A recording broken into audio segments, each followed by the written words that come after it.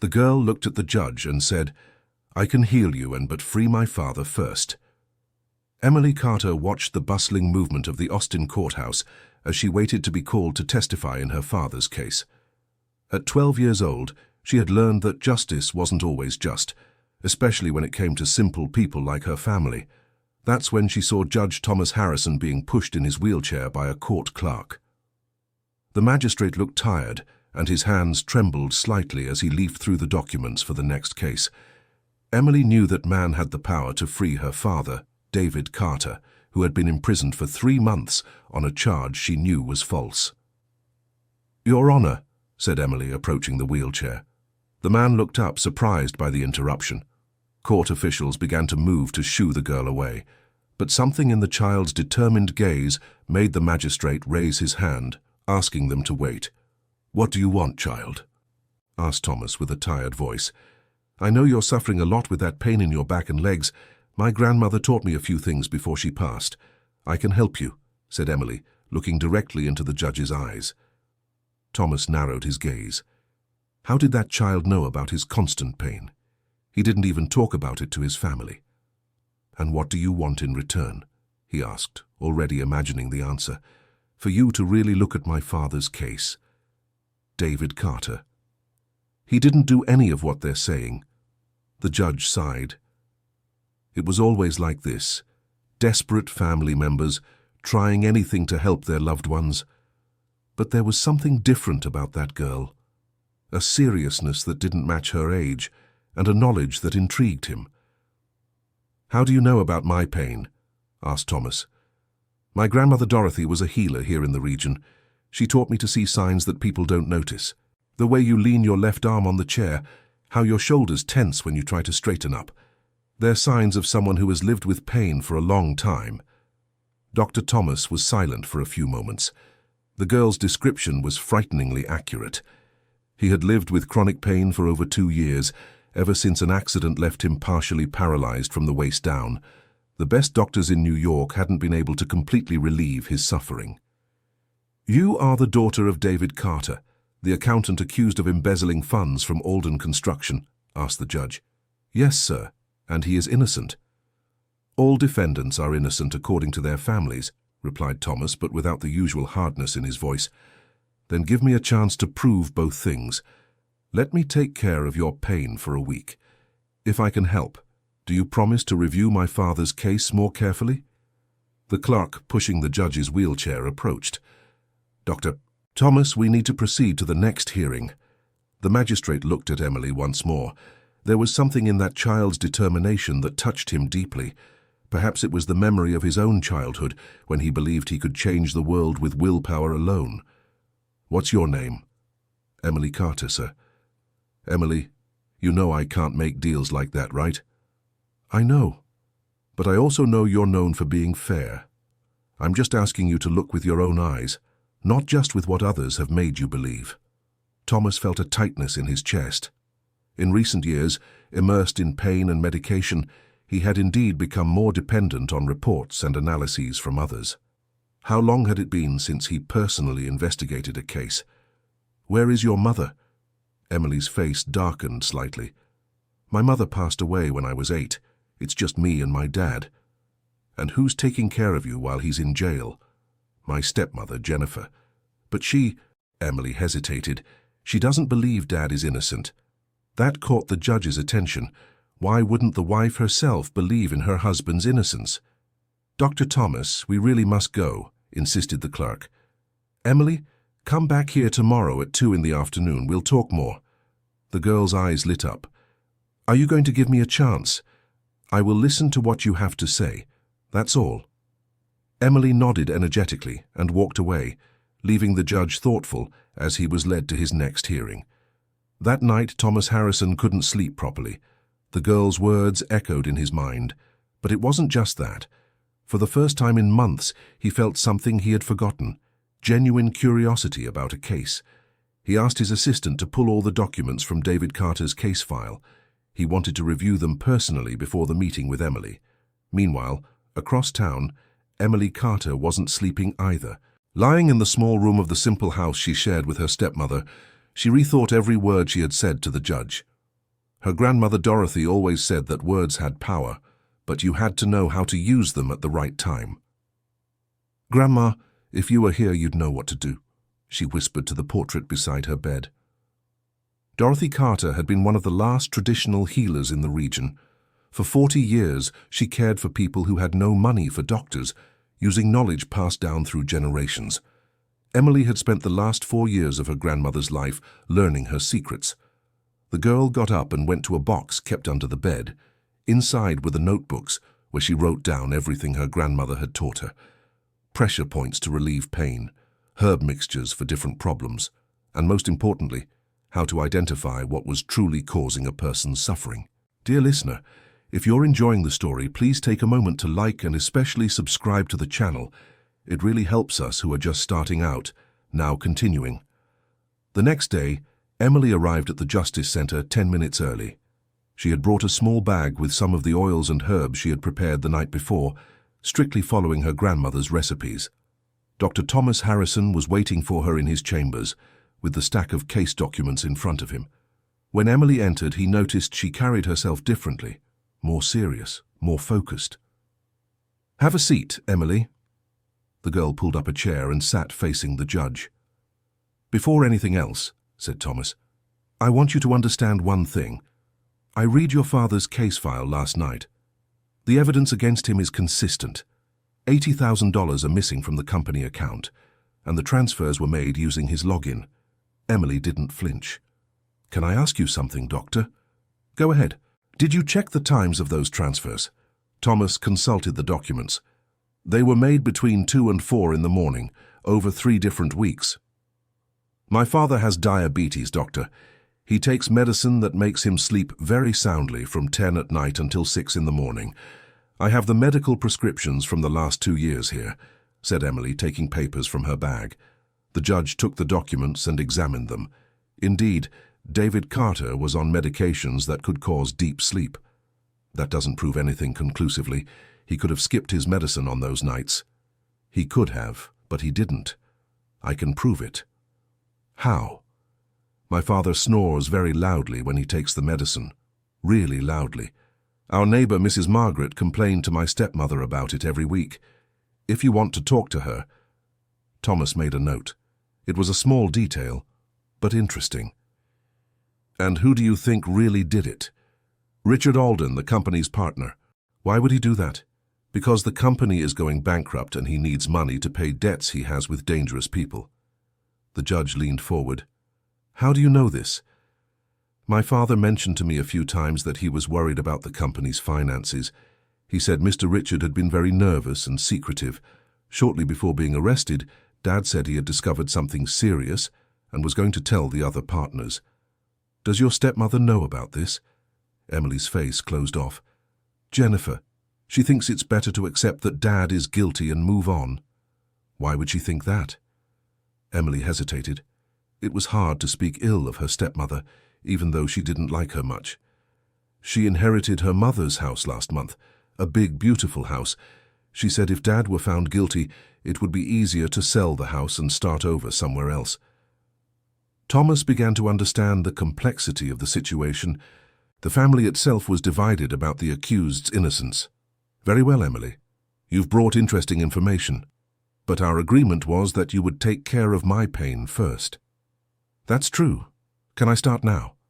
The judge nodded, curious to see what the girl had in mind. Emily stood up and placed her hands on Thomas's shoulders, feeling the muscle tension. "I'm going to press some points my grandmother taught me. It will hurt a bit at first, but then it relieves." She began making precise movements with her fingers, pressing specific points on the judge's back and neck. Thomas felt a sharp pain in the first few minutes, but then a sense of relief he hadn't experienced in months. "Where did you learn this?" "My grandmother knew she had little time left. In the last 2 years, she taught me everything she could. She said the knowledge couldn't be lost." For 40 minutes, Emily worked on the judge's back, neck, and arms. When she finished, Thomas felt a significant difference. "How can you do this?" "It's not magic, Doctor.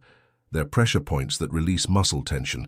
My grandmother always said the human body has its own wisdom. It just needs help remembering how to function properly." Thomas moved his shoulders and noticed the stiffness had decreased considerably. "This is impressive. Can I come back tomorrow to continue the treatment?" "You can, and I'll have my assistant contact your neighbor, Mrs. Margaret." Emily's eyes shone with hope. For the rest of the week, Emily visited the judge every day. With each session, Thomas's pain diminished, and in parallel, he investigated David Carter's case more deeply. The neighbor, Margaret, confirmed that she heard David snoring every night at the exact times of the bank transfers. Even more interesting, she mentioned seeing Richard Alden visiting the house during the day on 2 occasions when David was at work.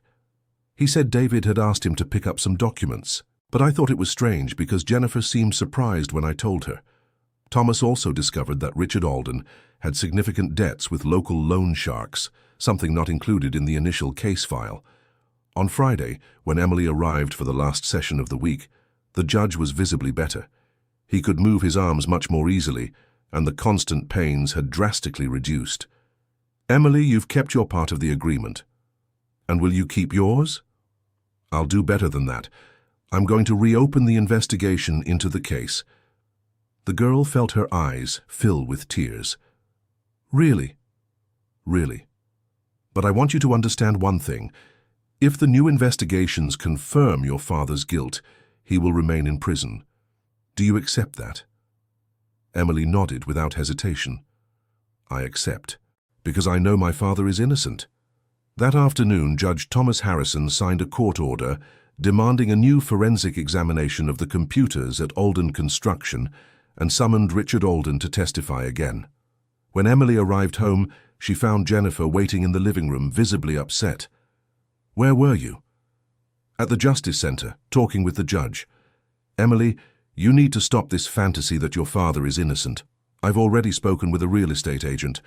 We can sell the house I inherited and start over in Charlotte, far away from all this." "But Dad is innocent, Jennifer." "Even if he were, do you think people will forget that he'll get a job somewhere after all this? It's better to accept it and move on." Emily looked at her stepmother with sadness. She realized Jennifer wasn't just resigned. She wanted David to be found guilty. "Why do you want Dad to be guilty so badly?" Jennifer was startled by the direct question. "I don't want that. I'm just being realistic." "That's not true. You want to sell the house and leave. You want to start over without Dad." "Emily, how can you say such a thing?" The girl didn't answer, but for the first time she understood why her father had seemed so sad in recent months, even before his arrest. It wasn't just because of the problems at work. Over the weekend, Emily visited her father in prison. David Carter had lost a lot of weight and seemed dejected, but his eyes lit up when he saw his daughter. "How are you, my love?" "I'm fine, Dad, and I have good news. The judge is going to reopen the investigation into your case." David straightened up in his chair. "What do you mean?" Emily told him everything that had happened that week, from the first meeting with the judge to the discoveries about Richard Alden. "Mary, you shouldn't have gotten involved in this. It's dangerous." "Why dangerous?" David hesitated. There were things he had discovered about Richard that he hadn't even told the police, afraid of putting his family at risk. "Richard isn't just a businessman in debt. He's involved with people who don't forgive debts." "What do you mean?" "In the weeks before I was arrested, I realized he was using the company to launder money from other activities. When I confronted him, he threatened me." "Why didn't you tell the judge this?" "Because I didn't have concrete proof, and because he said if I said anything, the two of you could get hurt." Emily felt a chill in her stomach, but she didn't show fear. "Dad, now that the case is being investigated again, you need to tell everything. The judge is a good man. He'll protect us." "How can you be so sure?" "Because I took care of him all week. I saw how he is when he's well. He's a truly just person." David looked at his daughter with a mixture of pride and worry. At 12 years old, she showed a maturity and determination that impressed him, but at the same time saddened him. A child shouldn't have to carry so much responsibility. "Mari, no matter what happens with my case, I want you to promise me one thing." "What, Dad?" "That you'll keep studying and you'll achieve your dreams. I don't want my situation to mess up your life." "My dream is to have you home again, Dad." David held his daughter's hands through the bars that separated them. "And my dream is to see you become the incredible woman I know you'll be." When Emily left the prison, she was more determined than ever to prove her father's innocence. But she was also aware that the path would be more dangerous than she had imagined. The following Monday, the results of the new forensic examination of the company computers arrived. The technician discovered something surprising. The bank transfers had been made using a remote access program installed on David's computer, but activated from another device. Judge Thomas called Emily to give her the news personally. "Does that mean someone accessed my father's computer remotely?" "Exactly. And we managed to track the source device." "Whose was it?" "Richard Alden." Emily felt a mixture of relief and apprehension. Finally, there was concrete proof of her father's innocence, but it also meant Richard would be confronted directly. "What happens now?" "I'll issue an arrest warrant for Richard Alden and a release order for your father."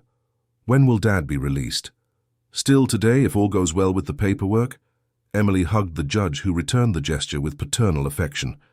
"Dr. Thomas, thank you so much for believing in me." "Thank you, Emily.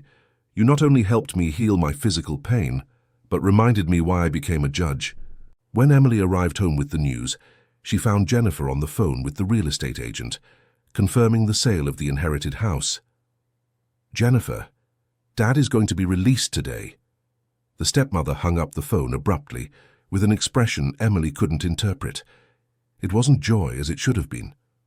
"Are you sure?" "I am.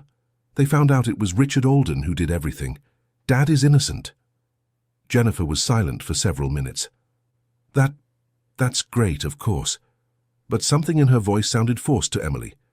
"Aren't you happy?" "I am, yes. I'm just surprised, that's all." That afternoon, David Carter was officially released from prison.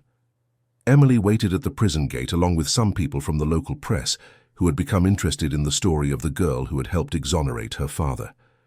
When David appeared, Emily ran into his arms. Father and daughter hugged for several minutes, both crying with relief and happiness. "We did it, Dad. You did it, my daughter. You did it." The drive home was quiet, with David still processing everything that had happened. Emily told him in detail about her sessions with the judge and the investigation's findings. "And Jennifer? How did she react to all this?" Emily hesitated. "She was happy, of course, but..." "But what?" "I don't know, Dad. She seemed strange when I told her the news." David didn't comment, but he had noticed the same thing during Jennifer's recent visits to the prison, an emotional distance that wasn't there before.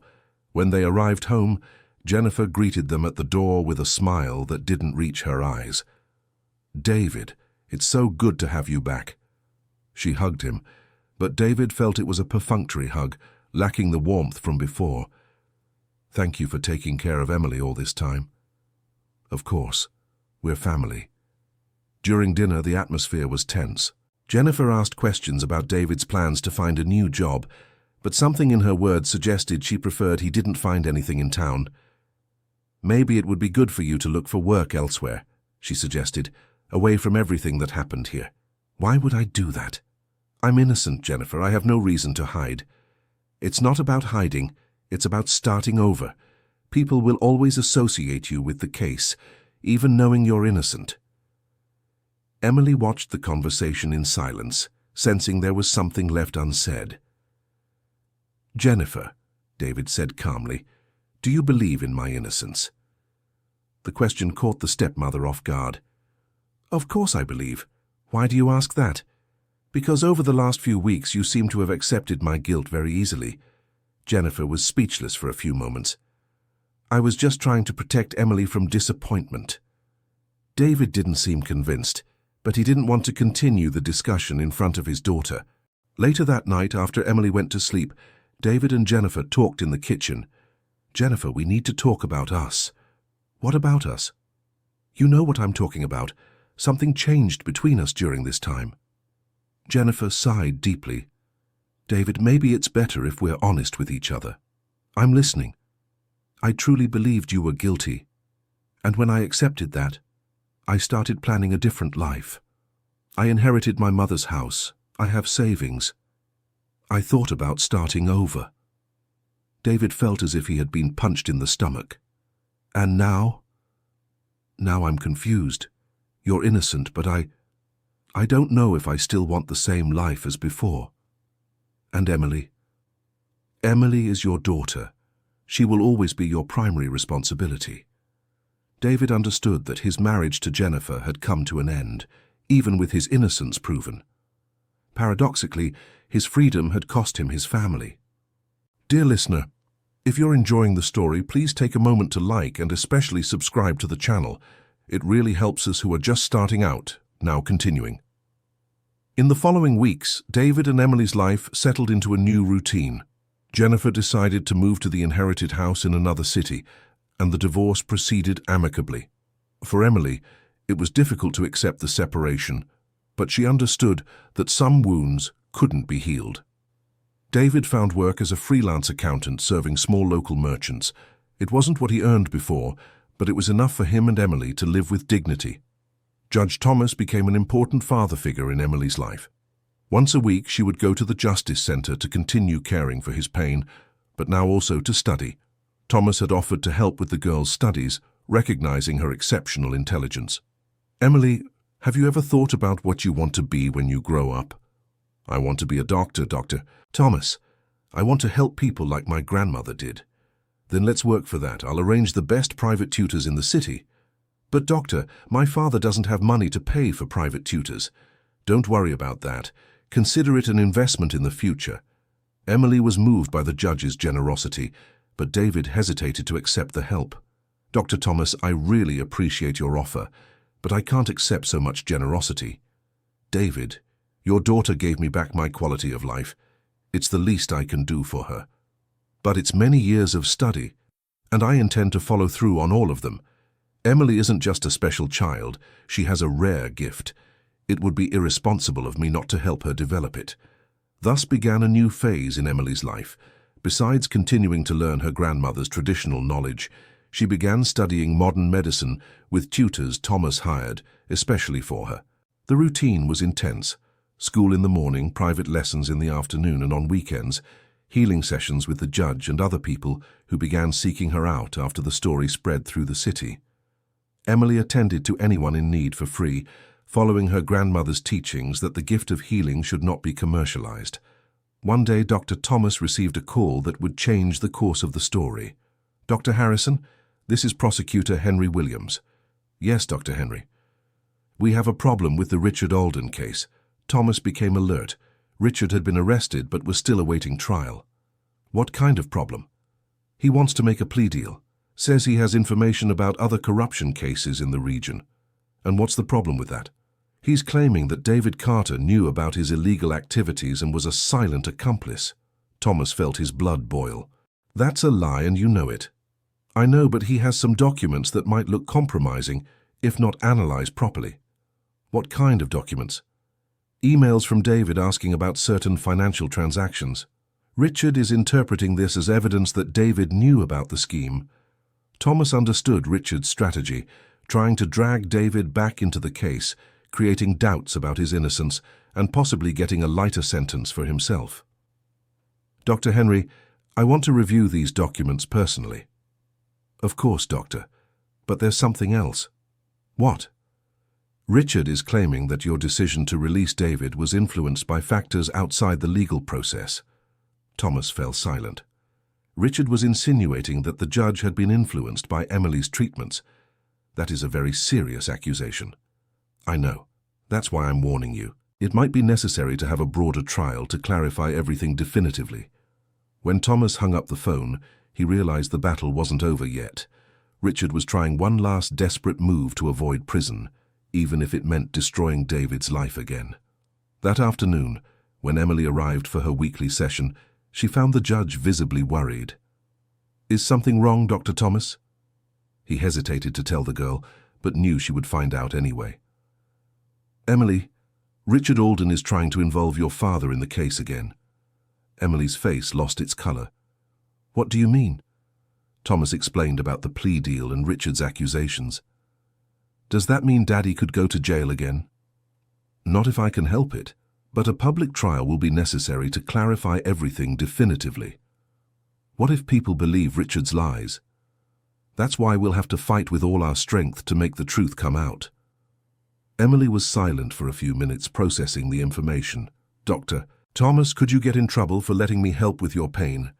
I could. Richard is insinuating that my decision was influenced by personal factors.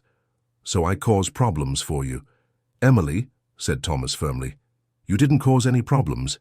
You helped me remember what it means to be a fair judge. If anyone has a problem with that, the problem is theirs, not yours. That night, Emily told her father about the conversation with the judge. David was devastated by the news. Murray, maybe it's better if you stop going to the Justice Center for a while. Why? Because if Richard is trying to use our friendship with Dr. Thomas against us, your presence there might make things worse. Daddy, if I stop going now, it will look like we have something to hide. David realized his daughter was right, but he was worried about the implications of the case. Emily, I want you to understand one thing.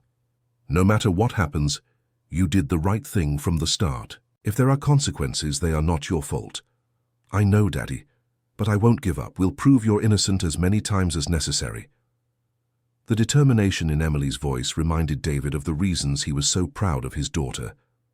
In the following days, the local press began covering the new twist in the case. Some outlets speculated about the inappropriate relationship between the judge and the defendant's family, while others defended the ethical conduct of everyone involved. Emily began to suffer from the looks and comments at school. Some classmates avoided her, others asked inappropriate questions about her father. Emily, is it true your father is a thief? Asked a classmate during recess. My father is innocent, Emily replied calmly. But if he was innocent, why are they talking about him again on TV? Emily didn't know how to respond. The situation was becoming more complex than a 12-year-old should have to deal with. That afternoon, when she arrived at the Justice Center for her session with Dr. Thomas, Emily found journalists waiting at the entrance. Emily, is it true you influenced the judge to release your father? Emily, what do you have to say about the new accusations?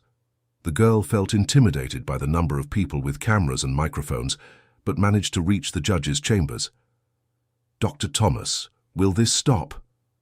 It will, Emily, as soon as we have the trial and clarify everything definitively. When will the trial be? In 2 weeks. Will I be able to testify? Thomas hesitated. On one hand, Emily's testimony could be crucial to clarifying the truth. On the other, he didn't want to expose a child to the circus the trial would likely become. Emily, do you want to testify? I do. I want everyone to know the truth about my father and about you. Then let's prepare. But I want you to understand, it will be very difficult. Richard's lawyer will try to confuse you and make it seem like we're lying. I don't care. The truth is stronger than any lie. During the following 2 weeks, Emily prepared intensively for her testimony. Dr. Thomas helped her organize her version of the facts and prepare for the difficult questions that would certainly come. David was also preparing, reviewing all the company documents and organizing his own defense. He had hired a public defender, as he didn't have the resources to pay for a private attorney. The defense attorney, Dr. Michael Anderson, was young but competent. When he met Emily, he was impressed by the girl's maturity and determination. Emily, do you understand that Richard's lawyer will try to discredit you during cross-examination? I understand. And do you feel prepared for that? I do, because I'm telling the truth. Dr. Michael felt confident. He had rarely seen someone so young with such conviction and mental clarity. On the eve of the trial, Dr. Thomas called Emily for a private conversation. Emily, regardless of what happens tomorrow, I want you to know that I'm very proud to have met you. Dr. Thomas, will you continue being a judge after all this? I hope so, but if it's not possible, it was a price worth paying. Why? Because you reminded me why I became a judge, to do justice, not just to apply laws. On the day of the trial, the Justice Center was packed. Besides the journalists, dozens of townspeople had come to follow the case that had mobilized local public opinion. Emily entered the courtroom holding her father's hand, wearing her best outfit, a light blue denim shirt and simple black pants that a neighbor had given her. The prosecutor, Henry Williams, opened the trial by explaining the new charges against Richard Alden and requesting a full investigation of the entire case. Richard's lawyer, Dr. Marcus Thompson, was experienced and known for his aggressive tactics. In his opening statement, he painted David as an accomplice who had deceived everyone with his apparent innocence. "David Carter is not the victim everyone thinks he is," said Dr. Marcus.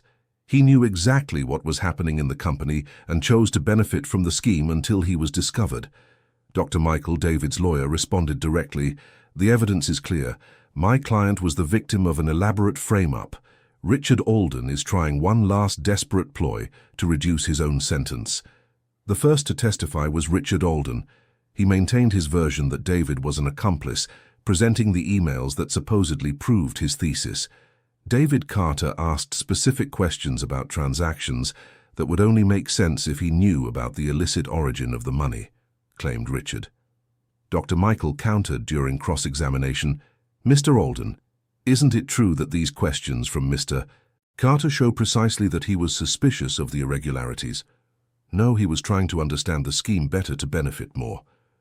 "Then why didn't he ask to participate in the extra profits?" Richard hesitated. He was cautious.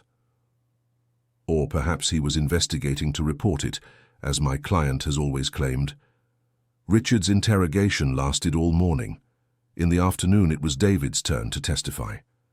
David recounted his version of events with clarity and emotion, explaining how he had discovered the irregularities and how he intended to report them before being arrested. "I was gathering evidence," said David. "I wanted to be sure before making any accusations." Dr. Marcus, Richard's lawyer, tried to confuse David during cross-examination. "Mr. David, isn't it convenient to say that now, after being caught?" "It's not convenient. It's the truth." "And your daughter? Isn't it true that she influenced the judge on the case to benefit you?" David felt his blood boil. "My 12-year-old daughter tended to Dr. Thomas's pains because she has a special gift she inherited from her grandmother. That has nothing to do with my case." What an interesting coincidence. It wasn't a coincidence. It was the determination of a child who knew her father was innocent. After David's testimony, it was Emily's turn. The courtroom fell silent as the girl approached the witness stand. The judge presiding over the trial, Dr. Frank Roberts, addressed her gently. "Emily, do you understand what it means to give testimony under oath?" "I do, sir. It means I have to tell only the truth." "Very well. Dr. Michael, you may begin."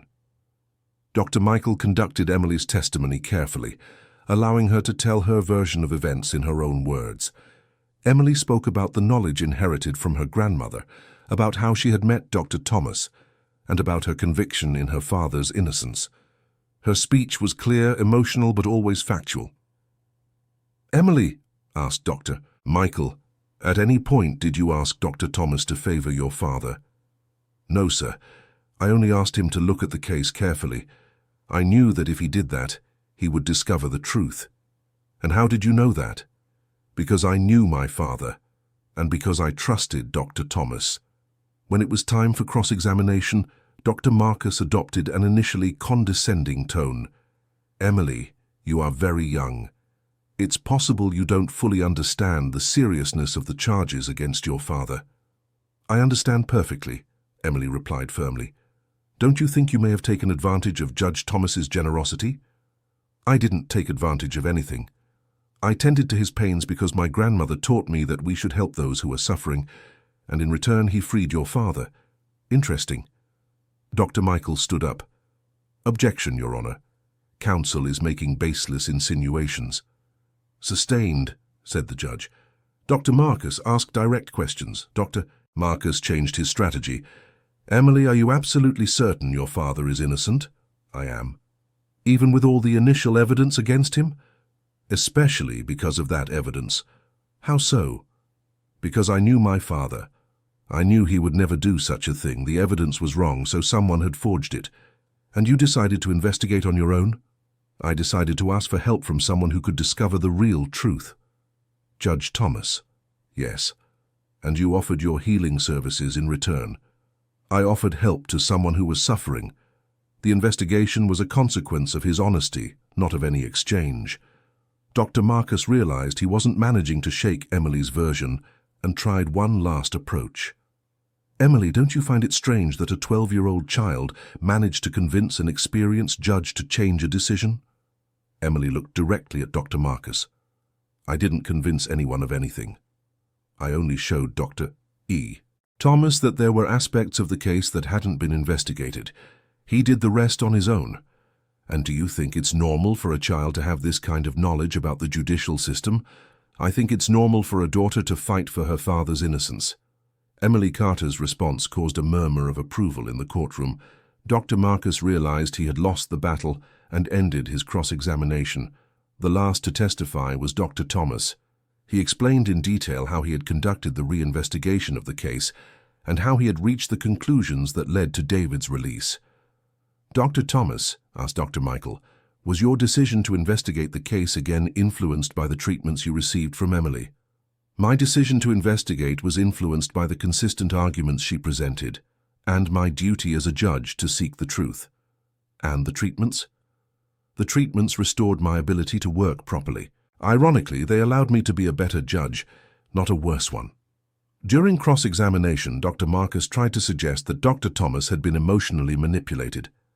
Dr. Thomas, isn't it true that your gratitude for the improvement in your physical condition led you to be less rigorous in your analysis of the case? No. My gratitude led me to be more rigorous. I wanted to be absolutely sure my conclusions were correct. And how can we be sure of your impartiality? By the facts. The entire investigation was documented. Other experts confirmed my conclusions. The evidence speaks for itself. After all the testimonies, it was time for the closing arguments. Dr. Marcus made a final appeal, trying to maintain the version that David was an accomplice, and that the entire process had been tainted by the relationship between Emily and Dr. Thomas. Dr. Michael, in turn, gave an emotional speech about justice, truth, and the courage of a girl who did not give up fighting for her father's innocence. Ladies and gentlemen of the jury, said Dr. Michael, you have just witnessed something rare, pure truth, told by a child who believes in justice. Emily Carter is not a potential criminal or a manipulator. She is a girl who used her special gifts to help someone who was suffering, and, in doing so, ended up revealing the truth about her father. The jury retired to deliberate. The wait lasted 4 agonizing hours. When they finally returned, the jury spokesperson stood up. Regarding the charge of complicity against David Carter, we find the defendant not guilty. The courtroom erupted in applause. Emily threw herself into her father's arms, both crying with relief. Regarding the conduct of Judge Thomas Harrison, the spokesperson continued, we find that he acted in accordance with the highest ethical standards of the judiciary. Dr. Thomas closed his eyes, feeling an enormous weight lift from his shoulders. And regarding the original charges against Richard Alden, we find the defendant guilty of all crimes charged. Richard lowered his head, defeated. His strategy had completely failed. After the trial outside the Justice Center, Emily was surrounded by journalists, but this time the questions were different. Emily, how do you feel now that everything is over? I feel relieved. The truth always comes out in the end. Do you plan to continue helping people with your healing gifts? Yes, I do. My grandmother always said that knowledge that isn't shared is lost. And your plans for the future? I'm going to study medicine to help even more people, but I will never forget what I learned from my grandmother. David, beside his daughter, smiled proudly. Everything they had been through was worth it to reach that moment. Dr. Thomas approached the family.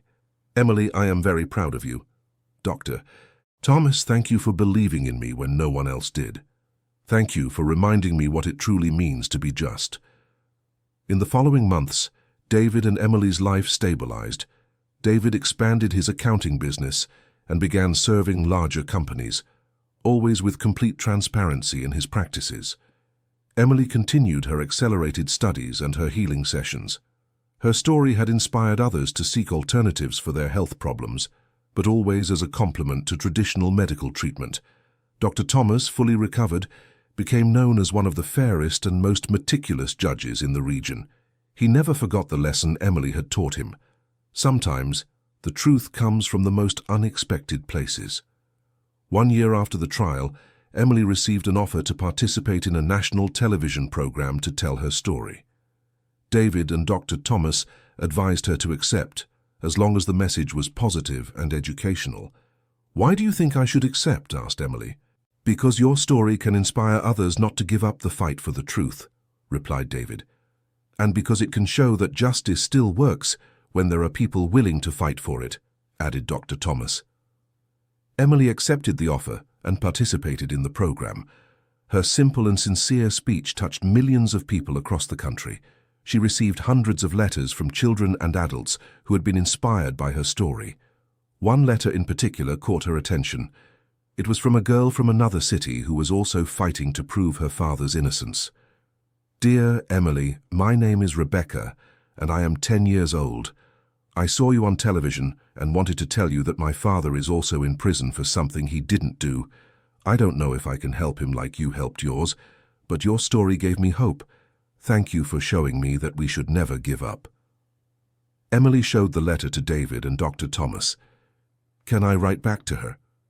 "Of course," said David. "But what will you say?" "I'll say that the truth always comes to light for those who have the courage to look for it." Emily wrote a long letter to Rebecca, offering support and practical advice. From then on, they kept up a regular correspondence, and Emily became a sort of mentor to other children in similar situations. Dr. Thomas suggested they create a non-governmental organization to help families facing legal injustice. "We could call it the Truth Project," he suggested. "I like it," said Emily, "but only when I'm older." "Why wait?" "Because first I want to finish my medical studies. My grandmother always said you can never have too much knowledge." 2 years later, Emily had become one of the brightest students of her age in the city. She combined her grandmother's traditional knowledge with modern medical studies, creating a unique approach to healthcare. Her healing gift had refined itself even further. She not only relieved physical pain, but had developed a special ability to identify emotional and psychological problems that manifested through physical symptoms. Dr. Thomas, already considered one of the most respected judges in the state, continued to see Emily monthly, more out of friendship than medical necessity. His pains had completely disappeared, but he valued the conversations with the girl who had changed his life. "Emily, have you ever thought about specializing in integrative medicine?" "What's that?" "It's a field that combines traditional medicine with complementary practices like the ones your grandmother taught." "Does that really exist?" "It does, and it's growing a lot. It would be perfect for you." The idea excited Emily. The possibility of scientifically validating her grandmother's knowledge was something she had always dreamed of. David, who closely followed his daughter's studies, grew prouder each day of her determination and intelligence. Sometimes I wonder if I deserve to have such a special daughter." "Dad, you deserve all the good things in life. You are the most honest man I know." "You really think so?" "I'm sure. If you weren't, I wouldn't have been able to prove your innocence. The truth only appears when there is something true to be found." The wisdom of that phrase, coming from a girl of only 14, impressed David once again. Around that same time, David met Jennifer, a widowed teacher who had sought Emily's services to treat chronic headaches. Jennifer had lost her husband in a car accident 2 years prior and was raising 2 young children alone. The connection between David and Jennifer was gradual and respectful. Emily watched her father become happier each day, and Jennifer showed genuine interest in becoming part of the family that David and Emily had built together. How would you feel if I dated Jennifer?" "Daddy, you deserve to be happy. And she's a good person, I can feel it. How can you feel it? When I treated her headaches, I realized they weren't caused just by stress. They were caused by loneliness, and since you two started talking, the pain has lessened a lot." David was impressed by his daughter's insight. "Do you think she likes me?" "I think you like each other, and her children are lovely kids. It would be nice to have siblings." The relationship between David and Jennifer developed naturally. They married 2 years later, in a simple ceremony with Dr. Thomas as the best man and Emily as the maid of honor. The new family moved to a larger house where Emily set up a small office for her free consultations. Jennifer, being a teacher, helped organize Emily's studies even more efficiently. Jennifer's two children, 8-year-old Benjamin and 6-year-old Sarah, adapted quickly to the new family. They were fascinated by Emily's gifts and always asked to help her during the consultations. "Emily, can you teach me how to do that?" Sarah asked one day. "I can teach you some basic things, but the gift is different for each person." "What do you mean?" "You might have other special talents. Let's discover them together." Emily became a caring and responsible older sister, always willing to help her younger siblings with any problem. When she turned 16, Emily took the medical school entrance exam and placed first at the public university in the region. The news appeared in the local papers. Girl who exonerated her father becomes top-scoring medical school freshman. Dr. Thomas made sure to attend Emily's high school graduation party. "Emily, do you remember the day you came to see me at the Justice Center?" "I remember it like it was yesterday. You said you could heal me, but I had to free your father first. Now I realize you healed much more than my physical pain." "What did I heal?" "My faith in justice, my ability to see beyond the papers and procedures. You reminded me that behind every case there are real people with real feelings. Dr. Thomas, you were always a good judge. You just needed to remember that." In the first years of medical school, Emily excelled in all subjects, but especially in anatomy and physiology. Her professors were impressed by her instinctive knowledge of the human body. "How do you know where these pressure points are located?" asked the anatomy professor. "My grandmother taught me to feel the human body like a map. Every point is connected to others." "That's fascinating. Have you studied acupuncture?" "Not formally, but my grandmother knew some similar principles." The professor encouraged Emily to research more about integrative medicine, and she began taking extra courses to complement her traditional training. During her third year of college, Emily developed a research project that combined traditional healing techniques with evidence-based medicine. Her work caught the attention of professors from other universities. "Emily, would you like to present your research at a national conference?" "It would be an honor." "Prepare a 20-minute presentation on the integration between traditional and modern medicine." Emily's presentation at the conference was a success. She managed to demonstrate scientifically how some traditional techniques really worked, opening doors for further research in the field. After the presentation, a renowned doctor approached her. "Emily, my name is Dr. Carol Bennett. I work with integrative medicine in New York. I would very much like to talk with you." "Of course, doctor. Do you have plans for your medical residency?" "I'm still deciding between internal medicine and neurology. Have you considered integrative medicine?" "I didn't know there was a residency in that area. It's just beginning to exist, and with your profile, you would be an ideal candidate." This conversation opened a new horizon for Emily. The possibility of officially specializing in the area she had always practiced was a dream coming true. During her last year of medical school, Emily wrote her thesis on the integration between traditional healing knowledge and evidence-based medicine, using her own experience and the results obtained with her patients over the years. The thesis was approved with honors and became a reference in the field. Emily was invited to continue her studies in graduate programs at several universities. On her graduation day, the whole family was present: David, Jennifer, Benjamin, Sarah, and Dr. Thomas. Also present was Mrs. Margaret, the neighbor who had helped prove David's innocence years before. Dr. Emily Carter, announced the keynote speaker, graduate with highest honors, author of the best thesis of the year, and future resident in integrative medicine. When Emily went on stage to receive her diploma, the auditorium rose in applause. Her story had inspired not only her class, but the entire academic community. In her graduation speech, Emily spoke about the importance of keeping traditional knowledge alive, but always allied with modern science. "My grandmother taught me that healing is not just treating symptoms, it's caring for the person as a whole. Today, with my medical degree, I can continue this work in an even more complete way. I dedicate this achievement to her, to my father who never gave up on the truth, and to Dr. Thomas, who taught me that justice and medicine have much in common. Both seek balance and people's well-being. After graduation, Emily was accepted into the Integrative Medicine Residency program at Columbia University. She was a pioneer in that specific area, but her practical experience gave her a unique advantage. During her residency, she developed protocols that combined traditional techniques with conventional treatments, always respecting the scientific and ethical principles of modern medicine. Her supervisors were impressed with the results she obtained with patients who did not respond well to conventional treatments. Dr. Emily, how do you manage to identify the emotional causes of physical symptoms so quickly? It's a combination of careful observation, active listening, and intuition developed over the years. Can that be taught? I believe so, but each person has their own way of developing that sensitivity. Emily began teaching medical students, teaching observation and diagnostic techniques that went beyond conventional methods. At 25, Dr. Emily Carter became one of the youngest integrative medicine specialists in the country. She opened a clinic in Austin, near the Justice Center where it had all begun. Dr. Thomas, now retired, was her first official patient. Dr. Thomas, you don't need my care anymore. You are perfectly healthy.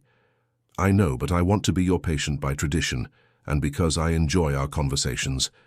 Then let's schedule monthly, as we've always done. Emily Carter's clinic had become a reference in the region.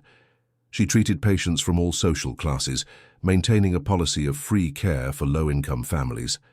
David, now with a thriving accounting practice, and Jennifer, the principal of the school where she worked, were immensely proud of their daughter who had become a nationally recognized doctor.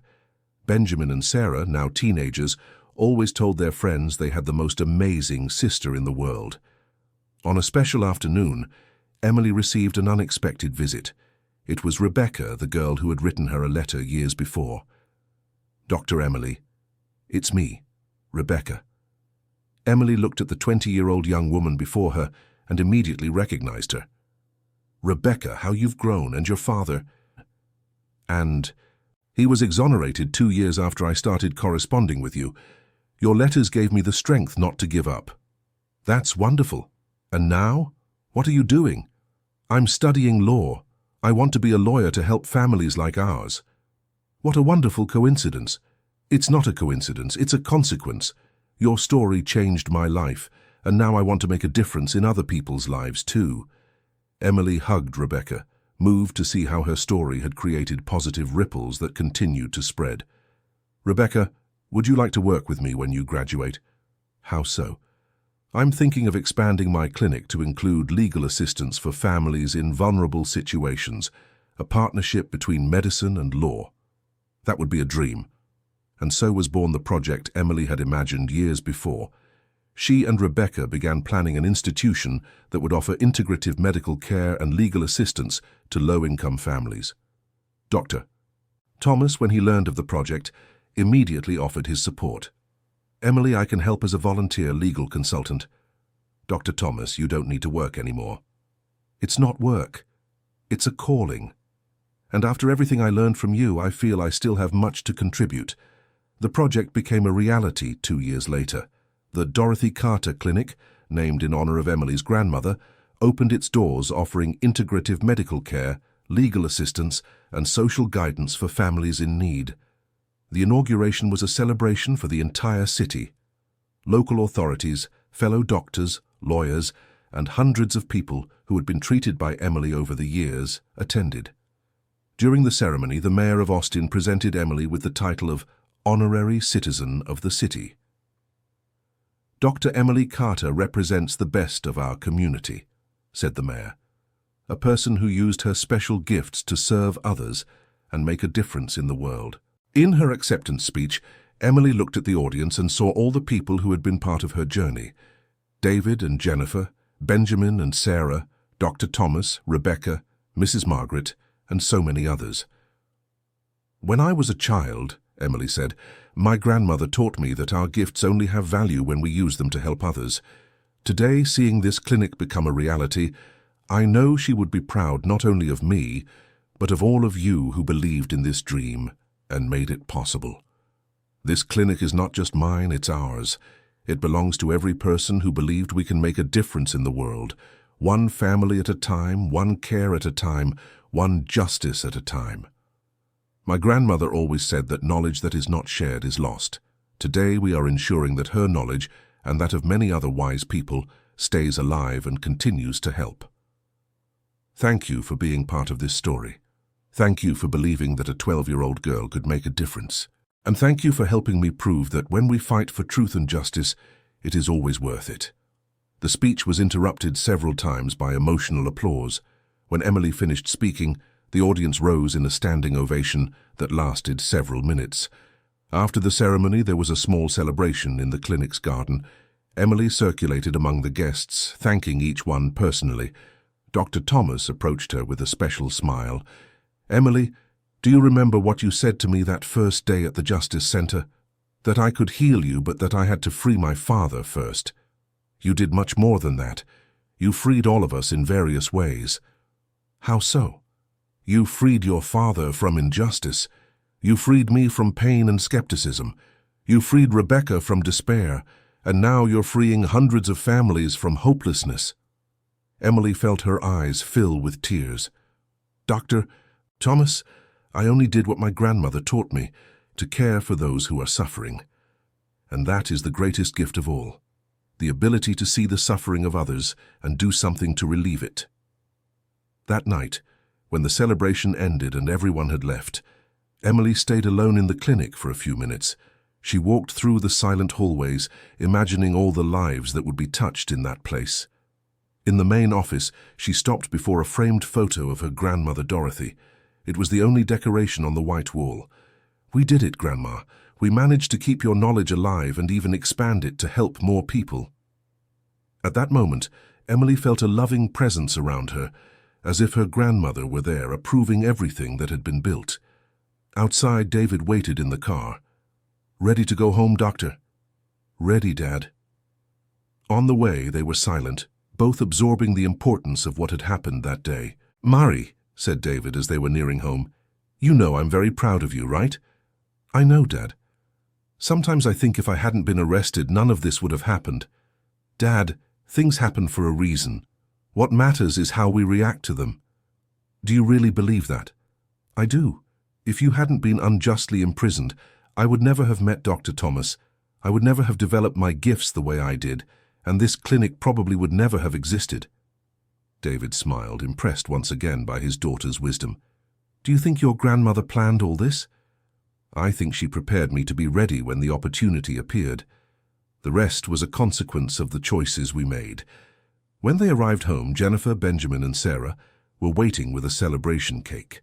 "For the most incredible doctor in the world," shouted Sarah, now 17. "And for the sister who taught us we should always fight for what's right," added Benjamin, 19. During the small family celebration, Emily looked around the table and felt deeply grateful.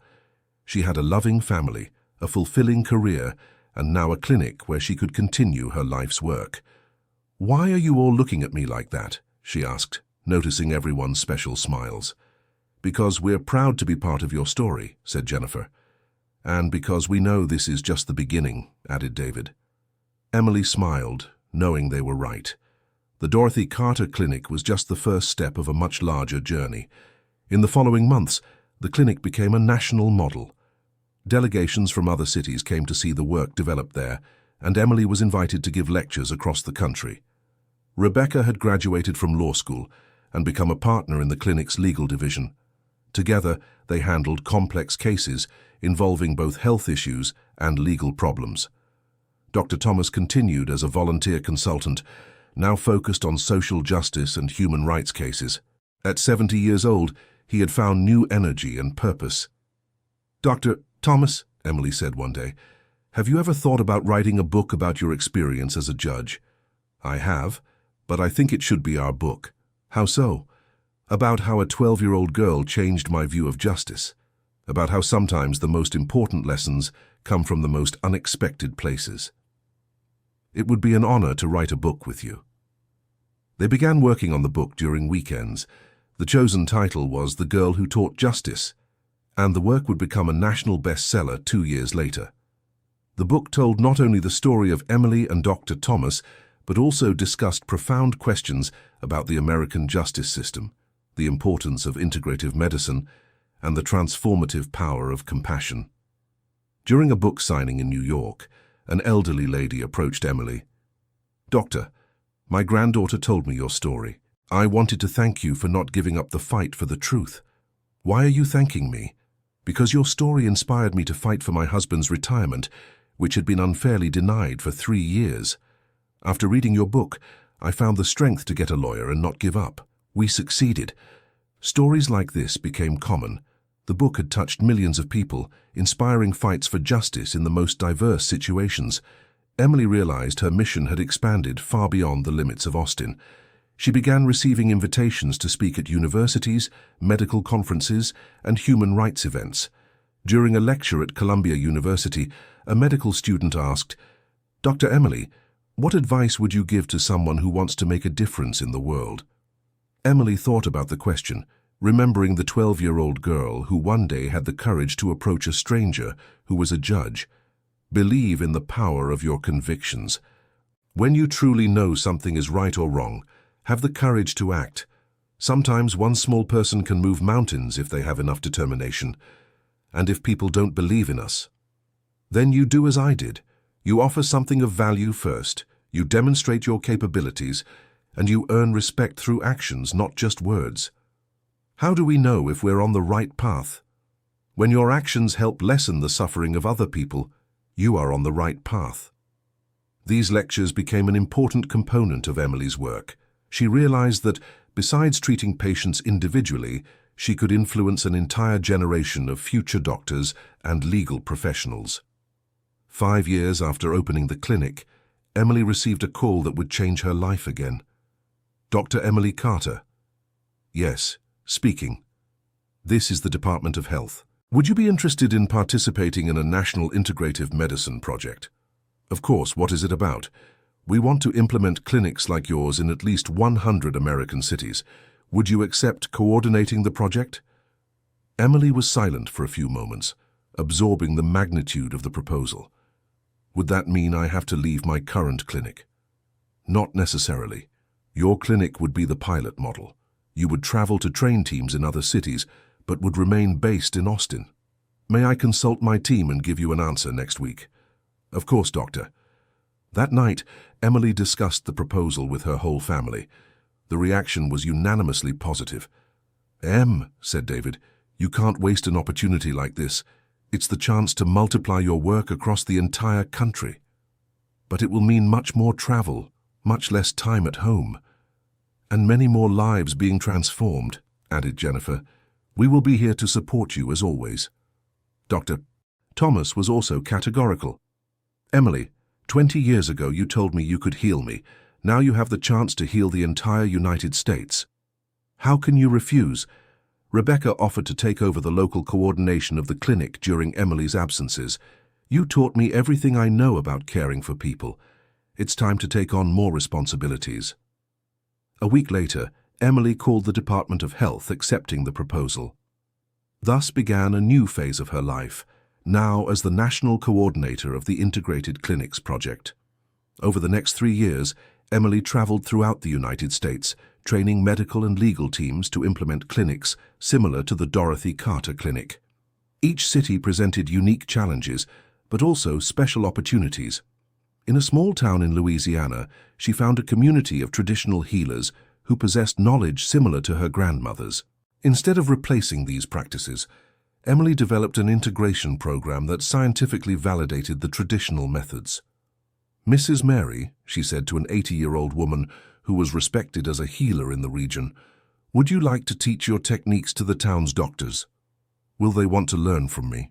They need to learn from you. I know your knowledge is valuable." This respectful and inclusive approach became the hallmark of Emily's project. Instead of imposing external methods, she always sought to integrate local knowledge with modern medical practices. By the end of the project's 3rd year, 120 integrated clinics had been implemented across the country. The program was considered one of the most successful in the history of American public health. During the commemoration ceremony in Washington, the Secretary of Health gave a special speech. "Doctor, Emily Carter represents the best of American medicine, technical competence combined with human sensitivity. Her project has transformed not only the lives of thousands of patients, but also the way we understand comprehensive health care. In her acceptance speech, Emily returned to the origins of her story. It all started with a 12-year-old girl who couldn't accept injustice. Today, 20 years later, I see that girl was right. When we fight for truth and justice, the universe conspires to help us. This project is not mine. It belongs to every traditional healer who preserved ancestral knowledge, to every doctor who opened up to new possibilities, to every lawyer who agreed to work for social justice, and to every patient who trusted our approach. But most of all, it belongs to my grandmother Dorothy, who taught me that the greatest medicine in the world is love translated into care. After the ceremony, Emily returned to Austin. At 32, she had become one of the most respected figures in the health field in the United States, but she had never lost her simplicity and connection to her roots. At the Dorothy Carter Clinic, now efficiently run by Rebecca, Emily resumed her regular practice. Her first patient back was, naturally, Dr. Thomas. "How are your pains, doctor?" "What pains, Emily? You cured me over 20 years ago." "Then why do you still come here every week?" "Because I need my weekly dose of wisdom, and because I enjoy talking to the person who changed my life." "Dr. Thomas, actually, you were the one who changed my life. If you hadn't believed in me..." "Ah, Emily, after all these years, you still don't understand. We changed each other's lives, and then we changed the lives of thousands of other people. That's what happens when two people meet at the right time, with the right intentions." In that conversation, Emily realized her story had become much bigger than herself. It was the story of how small acts of courage and compassion can generate transformations that spread far beyond what we imagine. As she walked through the streets of Austin that afternoon, Emily passed by the Justice Center where it all began. The building was being renovated, but a plaque at the entrance caught her attention. Thomas Harrison Justice Center, in honor of the magistrate who revolutionized social justice in the region. Emily smiled, remembering the man in a wheelchair she had met so many years before, and the healthy, accomplished man he had become. When she got home, she found the family gathered for dinner. David, now with graying hair but still strong and active, ran one of the largest accounting firms in the region, always focused on transparency and social responsibility. Jennifer had become the Municipal Secretary of Education, implementing innovative programs that integrated formal education with traditional knowledge. Benjamin was in his final year of medical school, inspired by his older sister, but focused on pediatrics. Sarah was studying psychology, specifically interested in childhood and family trauma. "How was your first day back?" asked Jennifer. "It was like I never left," replied Emily. "I saw 15 patients, resolved 3 administrative crises, and even gave a lecture to the new residents." "And did you feel happy?" asked David. "I felt complete. Traveling the country was incredible, but this is my place." "Emily," said Sarah, "can I ask you a personal question?" "Of course." "Do you regret never getting married or having children of your own?" The question caught Emily off guard, but she smiled. "Sarah, I have a wonderful family." She looked around the table. "And I have thousands of children spread across the entire United States. Every person I've helped to heal, every life I've managed to touch is part of my extended family. But you never wanted to have someone special just for you. I had my grandmother when I was a child.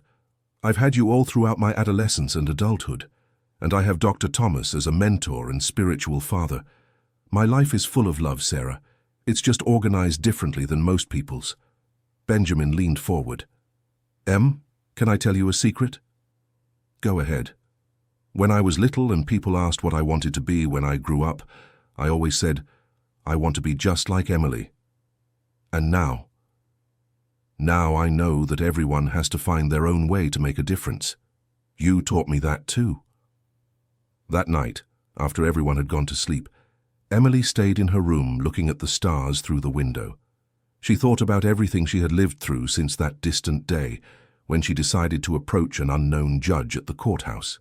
Her life had taken paths she never imagined possible when she was a child, But at the same time, she felt she had followed exactly the path she was meant to follow. She picked up a notebook and began to write. Dear Grandmother Dorothy, today I completed 20 years of my medical journey.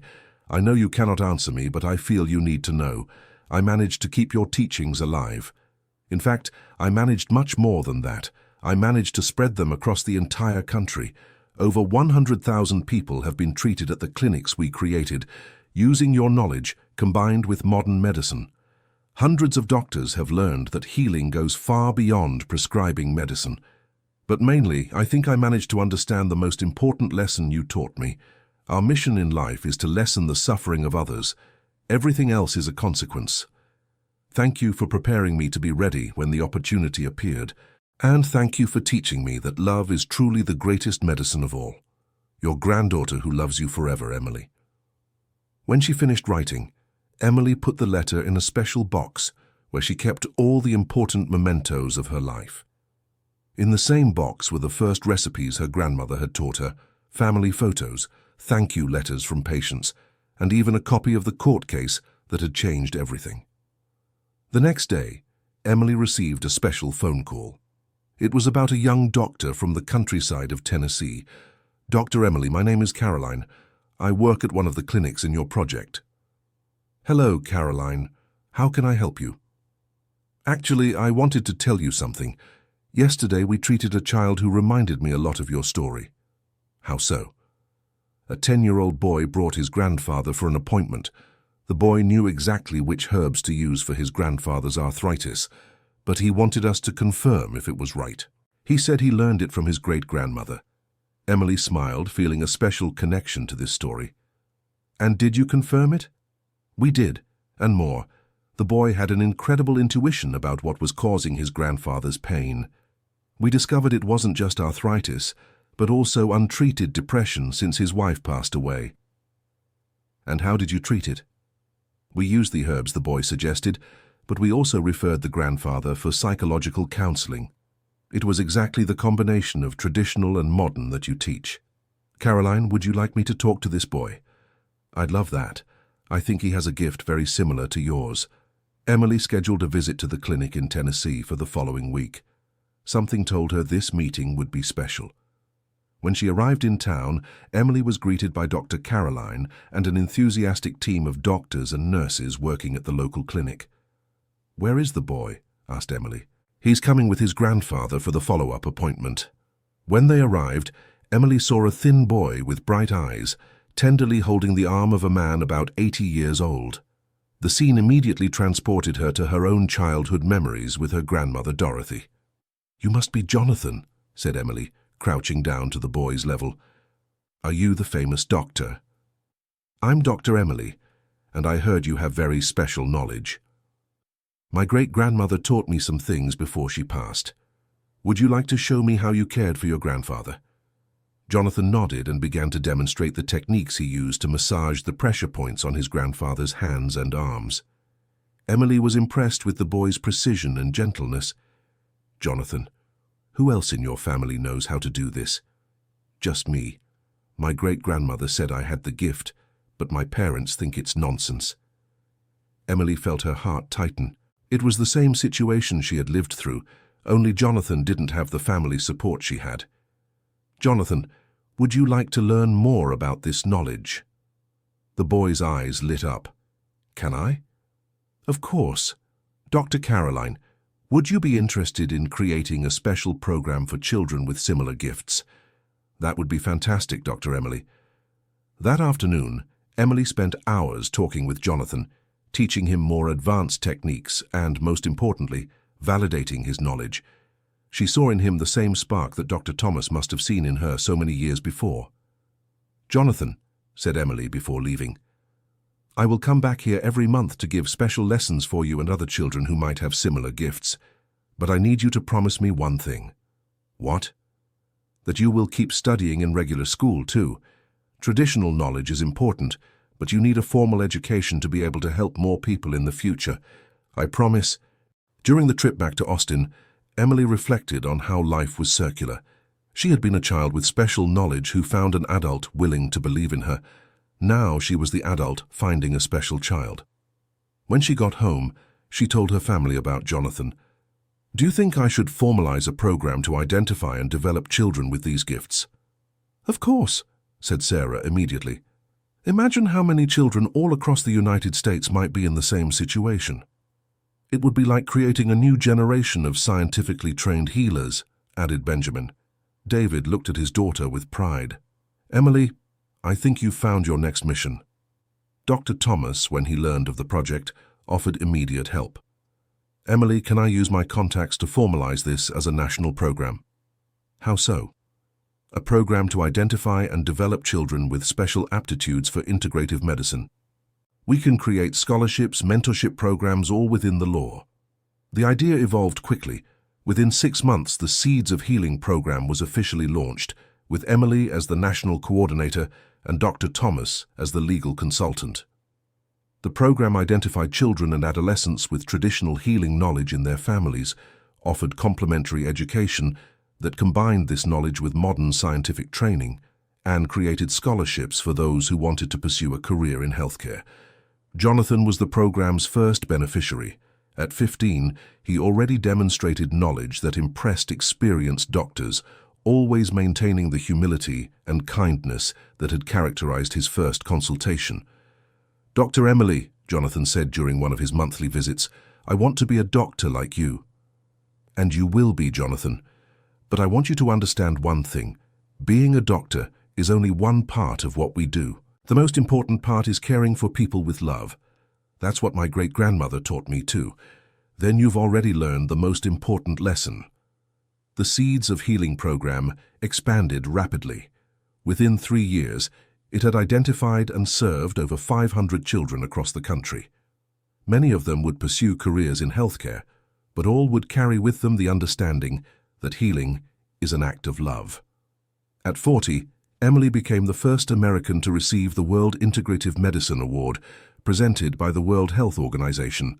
During the ceremony in Geneva, she dedicated the award to all the people who had been part of her journey. "This award is not mine. It belongs to my grandmother Dorothy, who preserved ancestral knowledge. It belongs to my father David, who taught me that honesty is always worth it. It belongs to Dr. Thomas Harrison, who showed me that justice and medicine share the same essence. It belongs to all the children of the Seeds of Healing program, who represent the future of humanized medicine. And it belongs to every patient who trusted our methods and taught us something new about the complexity of healing." The speech was broadcast live to the United States, and in Austin the entire city stopped to watch. At the courthouse, now called the Thomas Harrison Justice Center, the staff gathered around a large television to follow the ceremony. When Emily mentioned Dr. Thomas, the cameras showed the retired judge, now 85, crying emotionally in the front row of the auditorium. After the ceremony, Emily and Dr. Thomas walked together through the streets of Geneva. "Dr. Thomas, can you believe we've come this far?" "Emily, I've believed in miracles since the day a 12-year-old girl offered me healing in exchange for justice." "Do you still think it was a miracle?" "No, it was better than a miracle. It was proof that when we do the right thing for the right reasons, the universe conspires to multiply our efforts. And now, what do we do with all this responsibility? We keep doing what we've always done, caring for people, one at a time." When they returned to the United States, Emily found a surprise waiting. Jonathan, now 17, had been accepted into Columbia University's medical school with the highest entrance exam score in its history. "Dr. Emily, I did it. Jonathan, I'm so proud of you. Will you continue to mentor me during college?" "Of course. And I want you to be my successor in the Seeds of Healing program when you graduate." "Really? Really? You have something not all doctors have, the perfect combination of technical knowledge and human sensitivity." That night at home, Emily reflected on how her life had become a succession of circles closing. She had been a special child who found a mentor. Now she was the mentor to a new special child who would become a doctor. "Em," said David during dinner, "have you ever thought about writing your autobiography?" "Why would I do that?"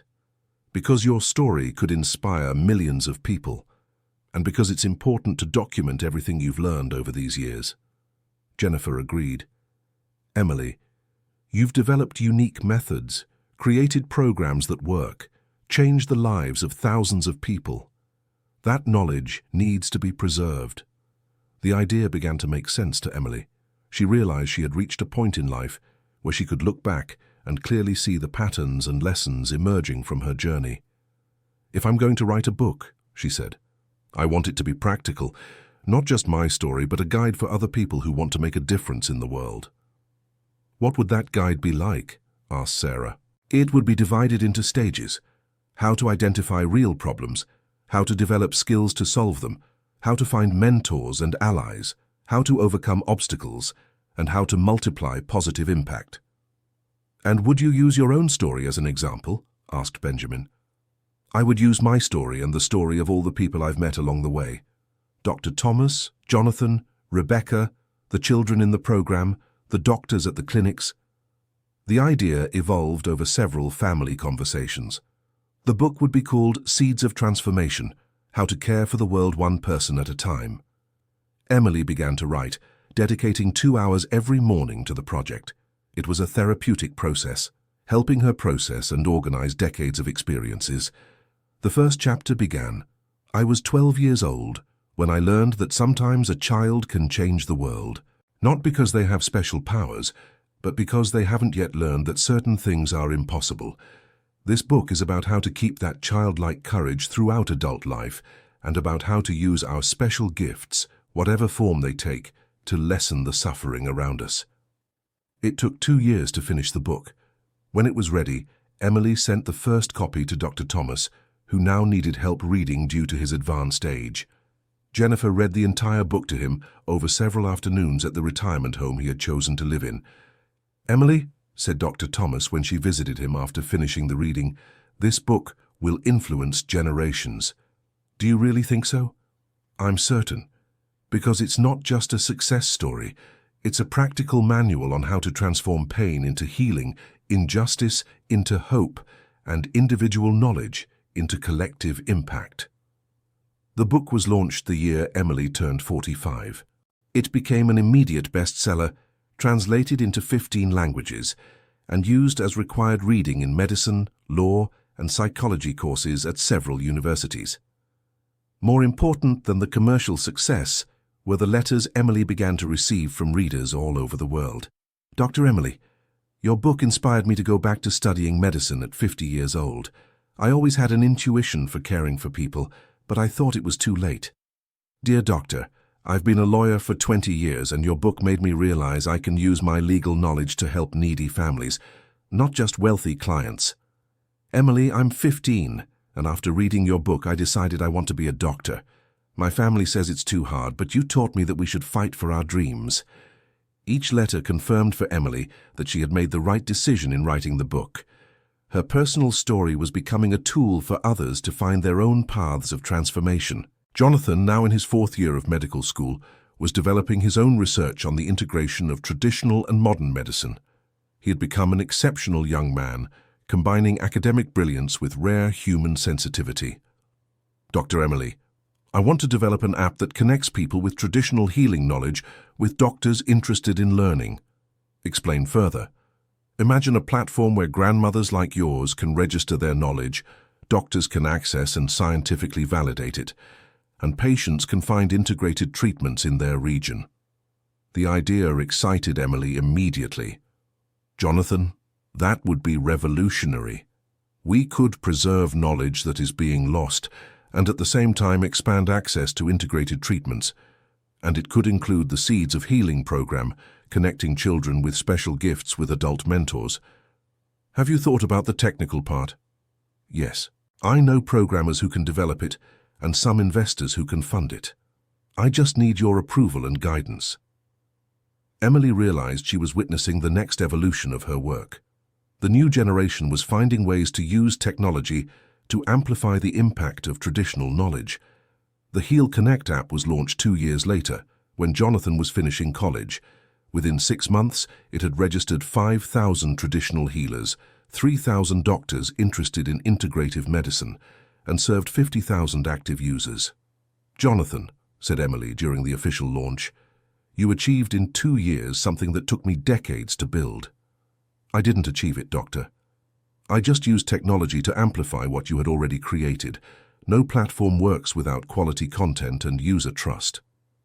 And what specialty do you intend to pursue in medicine? Family medicine. I want to work directly with communities, applying everything I learned from you. Emily smiled, knowing Jonathan had found exactly the path he should follow. On the day of Jonathan's graduation, all of Emily's extended family was present. David and Jennifer, Benjamin and Sarah, now a pediatrician and psychologist respectively, Dr. Thomas, in a wheelchair but still lucid and active, Rebecca, dozens of children from the Seeds of Healing program, and doctors from integrated clinics across the country. In his speech as the class-chosen commencement speaker, Jonathan spoke about mentorship and gratitude. Dr. Emily Carter taught me that medicine is not about memorizing symptoms and treatments. It's about seeing each patient as a whole person with a history, family, fears, and dreams. It's about healing not just bodies but also hearts and hopes. She showed me that we can honor ancestral knowledge while embracing modern discoveries. And most importantly, she taught me that our mission as doctors is to lessen suffering and amplify love. I dedicate my graduation to her, who was to me what Judge Thomas Harrison was to her, someone who believed in a child's potential and helped turn it into reality. After the ceremony, there was a party at the Dorothy Carter Clinic. During the celebration, Emily found herself in a deep conversation with Dr. Thomas. "Doctor, do you see this? Jonathan is proof that our work will continue even when we are no longer here. Emily, you created something much bigger than a clinic or a program. You created a philosophy of life that spreads on its own." "How so?" "Every person you touched became a seed. Jonathan is a tree that grew from one of those seeds, and now he is generating his own seeds. Do you think we managed to make the difference we wanted?" "Emily, we did much more than we wanted. We transformed not only individual lives, but the way society thinks about healing, justice, and compassion." That night, after everyone had left, Emily stayed alone in the clinic for a few moments. She walked through the hallways, thinking of all the lives that had been touched in that place. In the main office, she stopped once again before the photo of her grandmother, Dorothy. At 50 years old, Emily finally felt ready for a deeper conversation with her ancestor. "Grandma, today Jonathan graduated as a doctor. Remember him?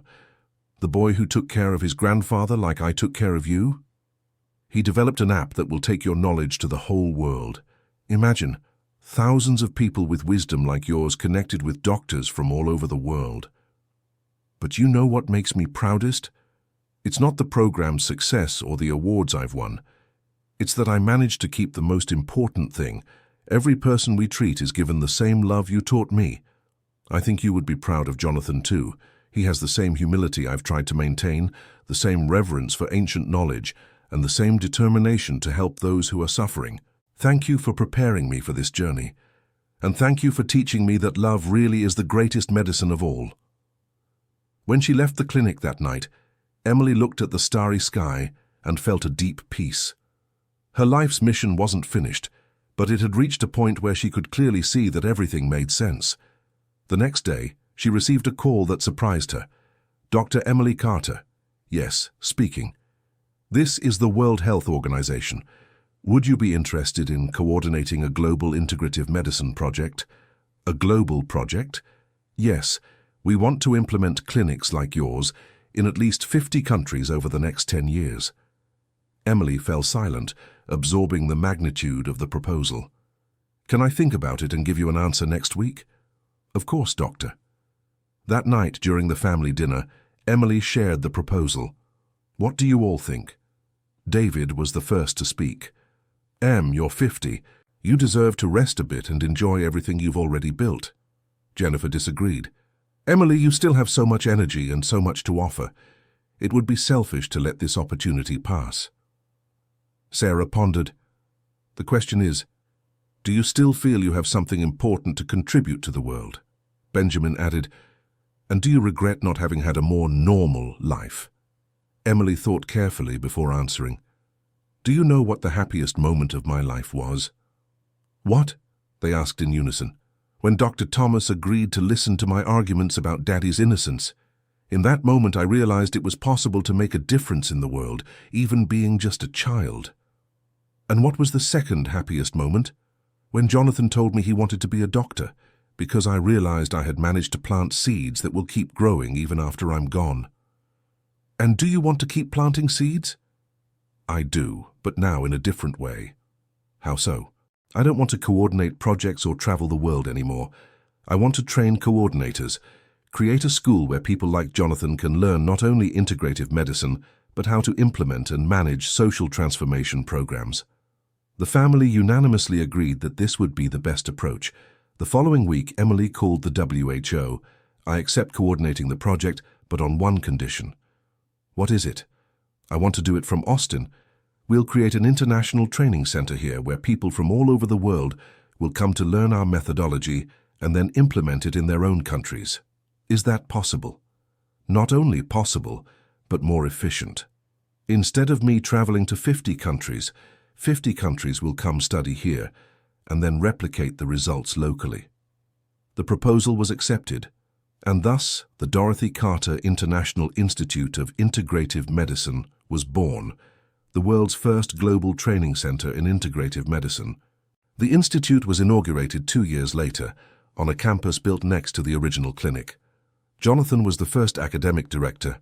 Dr. Thomas, despite being 90 years old, agreed to be the honorary president, and Rebecca took over as administrative director.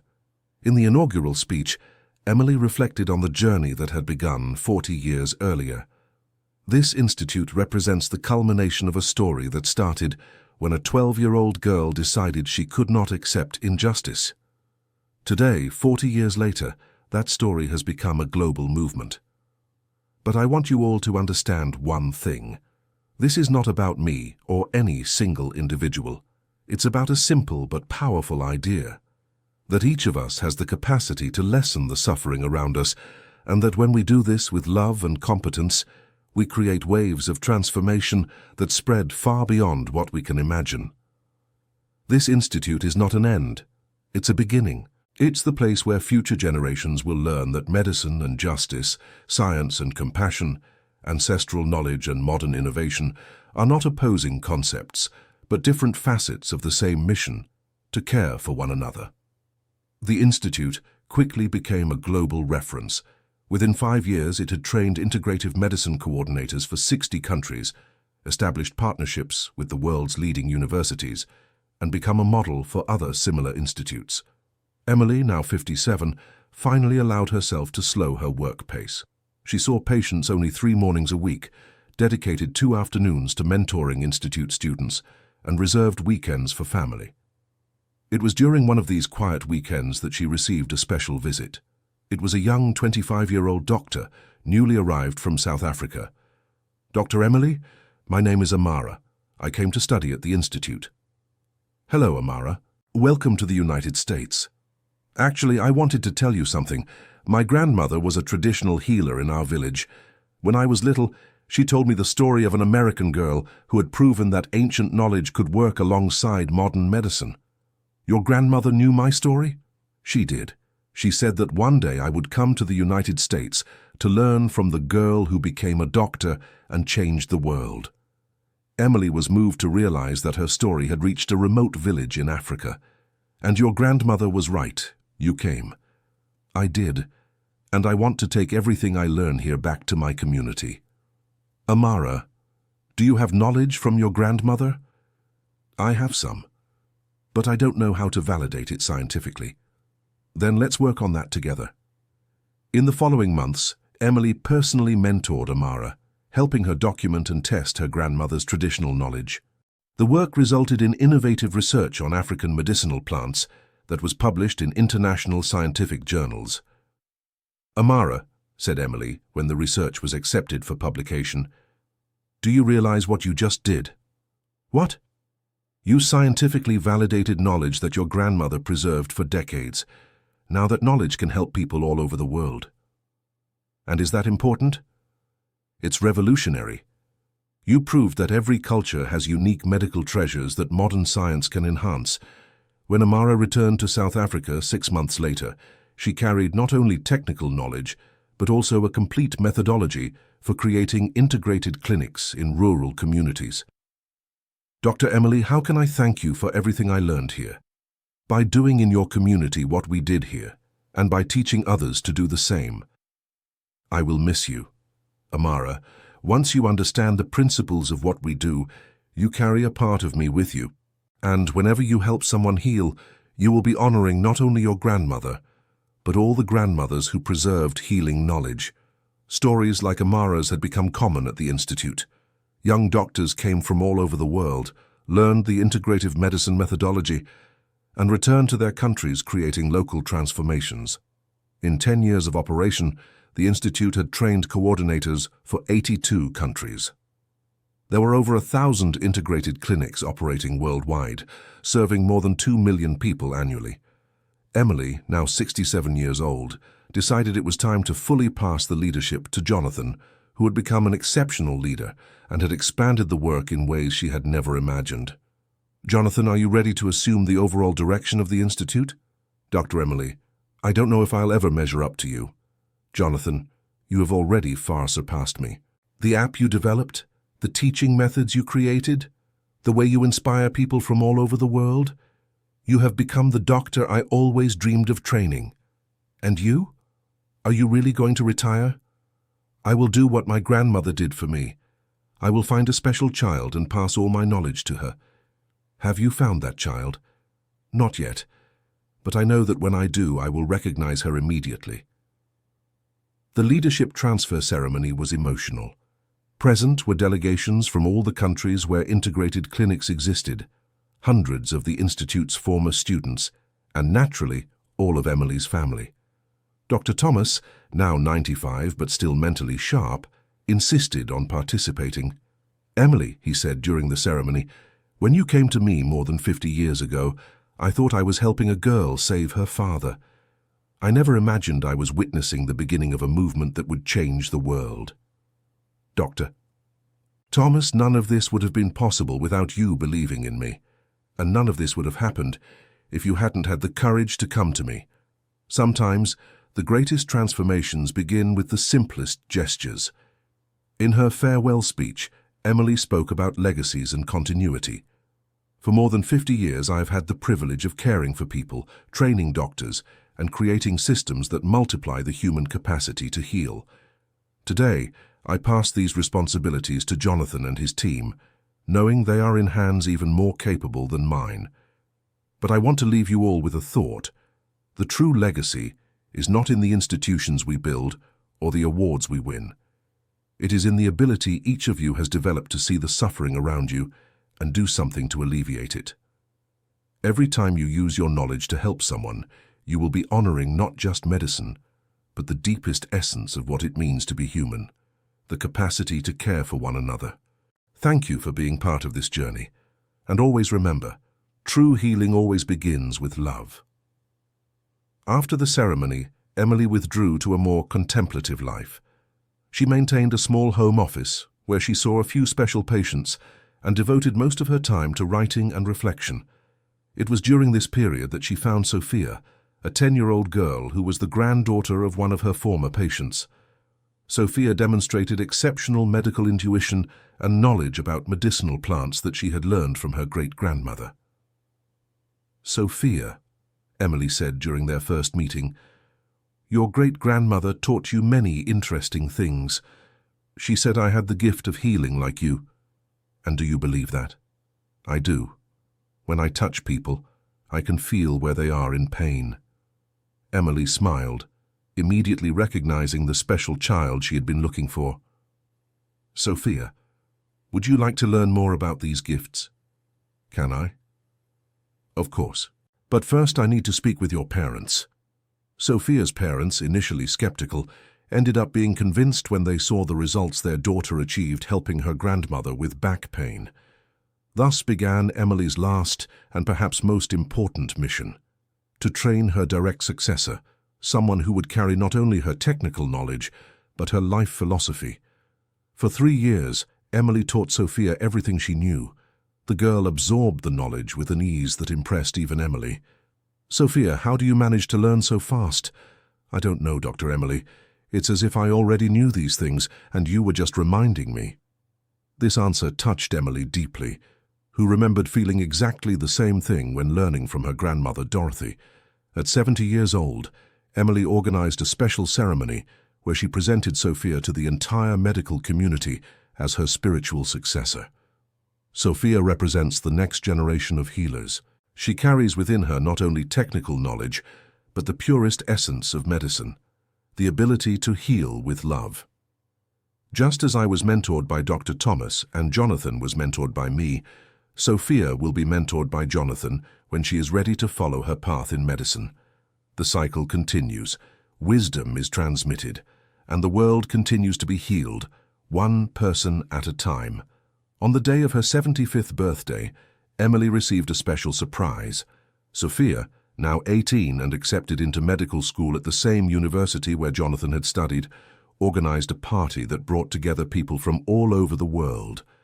Present were hundreds of doctors trained by the Institute, patients who had been healed over the decades, children from the Seeds of Healing program who were now successful adults, and delegations from all countries where integrated clinics existed.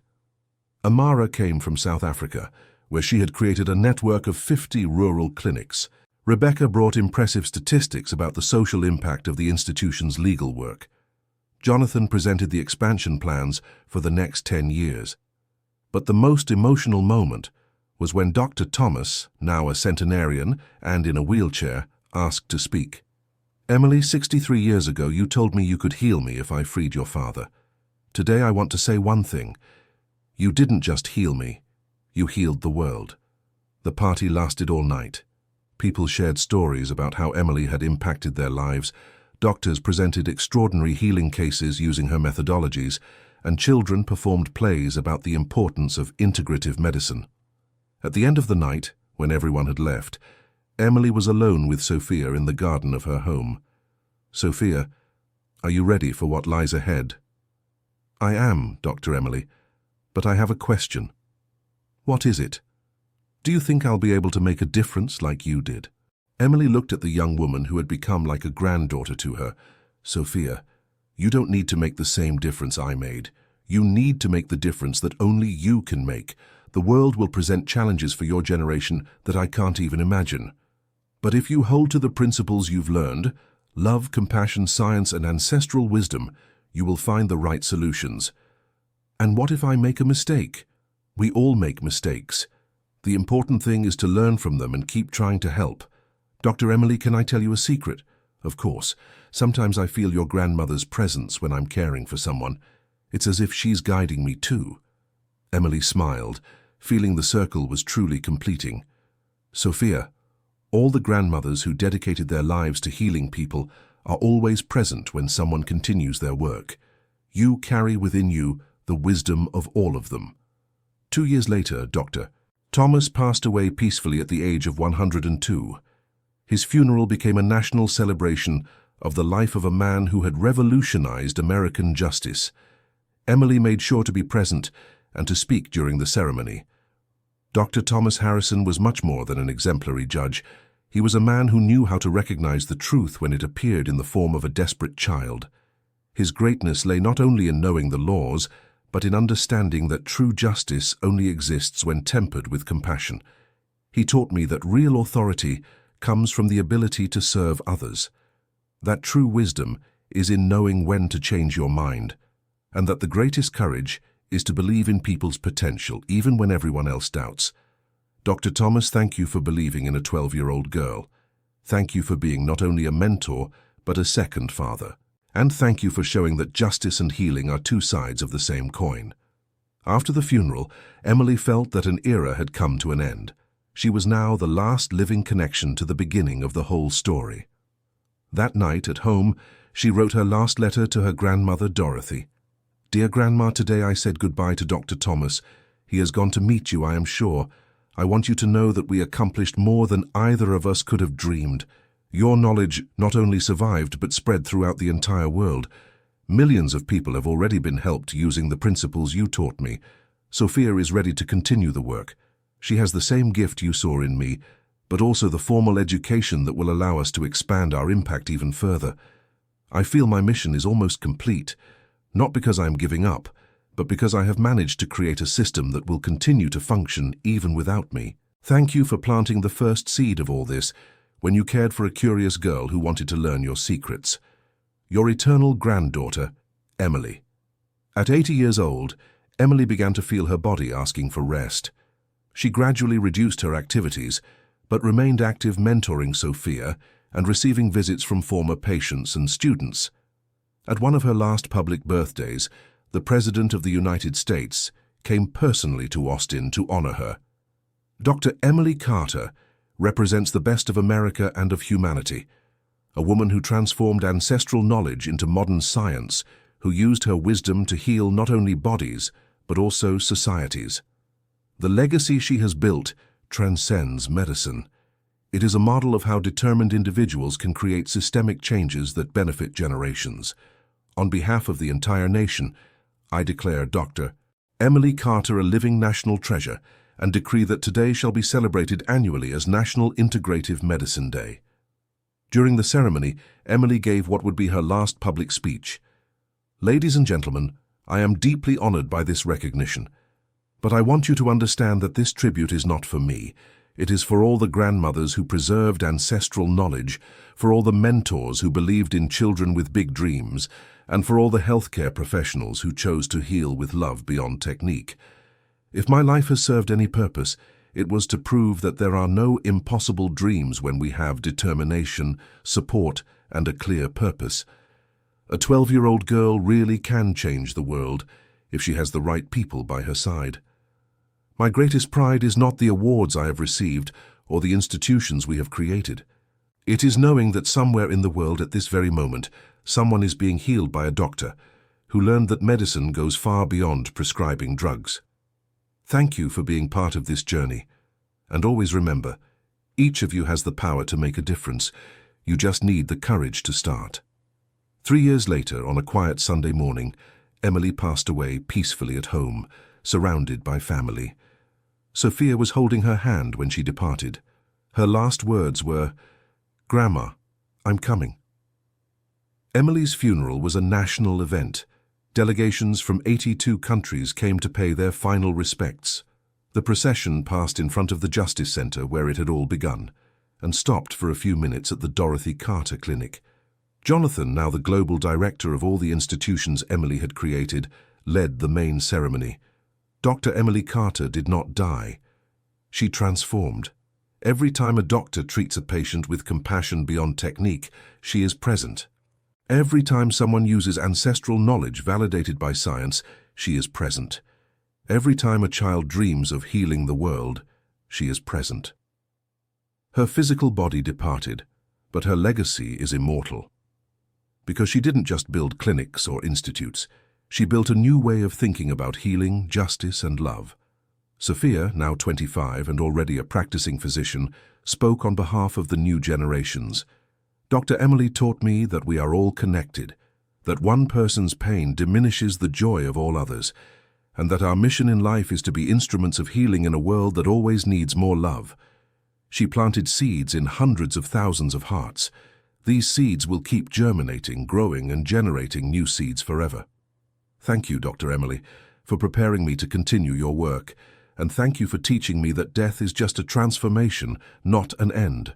Emily's body was buried in the cemetery of Austin, next to the graves of her parents and her grandmother, Dorothy. The simple headstone bore only Emily Carter, 1980-2063. She healed the world, one person at a time. But Emily's true memorial was not in the cemetery. It was in the more than 5,000 integrated clinics spread across the world, in the millions of people who had been healed using her methodologies, in the hundreds of thousands of children who had been inspired by her story. 10 years after her death, Sophia had become a recognized global leader, expanding Emily's work into areas she hadn't even imagined: integrative space medicine for astronauts, healing programs for war refugees, and integration between artificial intelligence and ancestral knowledge. "Dr. Emily," said Sophia during a tribute on the 10th anniversary of her mentor's death, "we have managed to surpass even your most ambitious dreams. But we never forget where it all began. a brave girl who did not accept injustice, and a wise judge who knew how to recognize the truth. On the day of the tribute, a new statue was unveiled in the central square of Austin. It showed a 12-year-old girl and a judge talking, representing the moment when everything had begun. On the base of the statue was engraved the phrase that summarized Emily's entire life philosophy: "True healing always begins with love." And on a smaller plaque beside it, the quote from Dr. Thomas that had become world famous: "Sometimes the greatest transformations begin with the simplest gestures."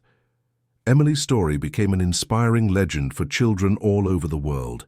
Books, films, and documentaries told her journey in different ways, but all with the same central message: that anyone, regardless of age or circumstances, can make a difference in the world if they have courage, determination, and support from the right people. 50 years after her death, when Sophia was an elderly lady guiding a new generation of healers, she received a special visit.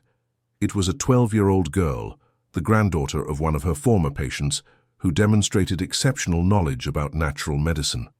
"Dr. Sophia, my great-grandmother taught me a few things about medicinal plants. She said I have the gift of healing, like you and Dr. Emily." Sophia smiled, feeling the presence of Emily and her grandmother Dorothy in the room. "What's your name, dear?" "Hope." "What a perfect name. Hope, would you like to learn more about these gifts?" "May I?" "Of course. But first let me tell you the story of a very special girl who once changed the world."